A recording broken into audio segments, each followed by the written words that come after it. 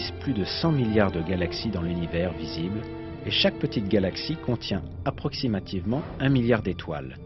De plus, chaque grande galaxie en contient plus d'1 trillion. Beaucoup de ces étoiles possèdent des planètes et un grand nombre de ces planètes possèdent des satellites.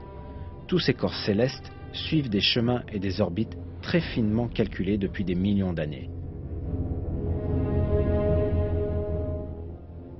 Les étoiles, les planètes et les satellites tournent tous autour de leur propre axe, et ils tournent également avec le système duquel ils font partie.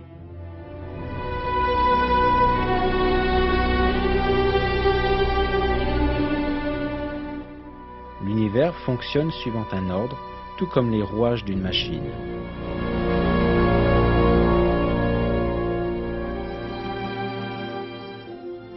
Le mouvement des corps célestes dans leurs orbites est basé sur un réglage très fin, à tel point que la moindre déviation dans leur chemin peut avoir des conséquences drastiques qui peuvent sonner la fin du système complet.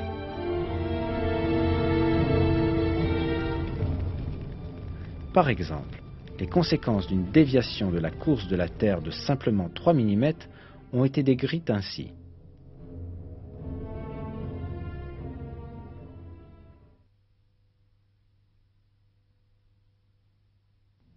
En effectuant sa rotation autour du Soleil, la Terre suit une orbite bien précise, de manière à ce que tous les 30 km environ, elle ne dévie que de 2,8 mm. L'orbite que suit la Terre ne change jamais, car même une déviation de 3 mm seulement provoquerait des désastres. Si la déviation était de 2,5 mm au lieu de 2,8 mm, alors son orbite serait plus élevée et nous serions tous gelés. Si la déviation était de 3,1 mm, on brûlerait.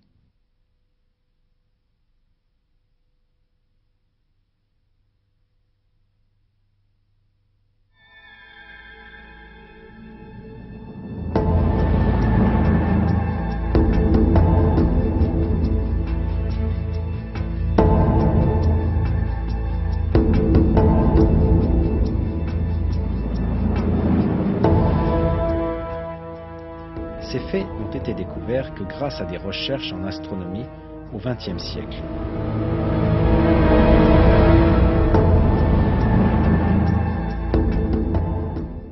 Pourtant, il a été révélé 14 siècles auparavant dans le Coran que les corps célestes tournent dans des orbites très précisément réglées.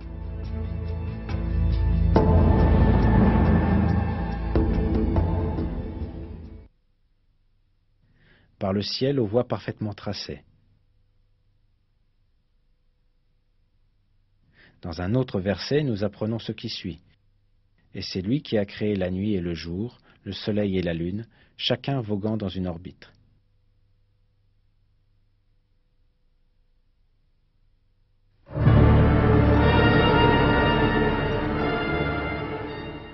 Selon les calculs des astronomes, le soleil se déplace le long d'un chemin appelé l'apex solaire, dans le chemin de l'étoile Véga. De la même manière qui est révélé dans le Coran.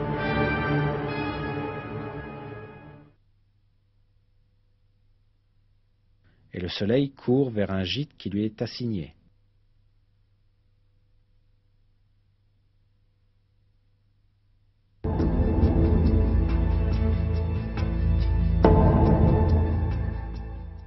À l'époque de la révélation du Coran, l'humanité ne possédait aucun télescope pour scruter l'espace lointain, à des millions de kilomètres de distance, ni des technologies d'observation ou la science moderne de la physique et de l'astronomie.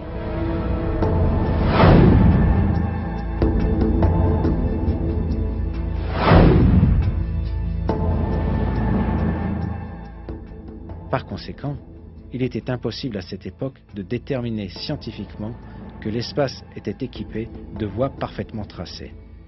Cependant, ce fait est énoncé clairement dans le Coran, lequel est descendu à cette époque-là, car le Coran est la parole de Dieu.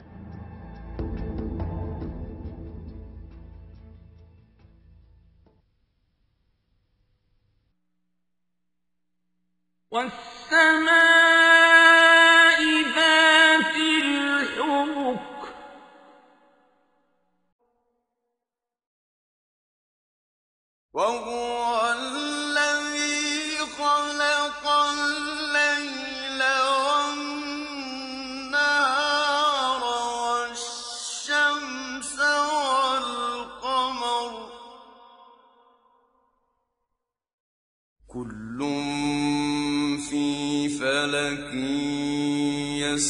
يسبحون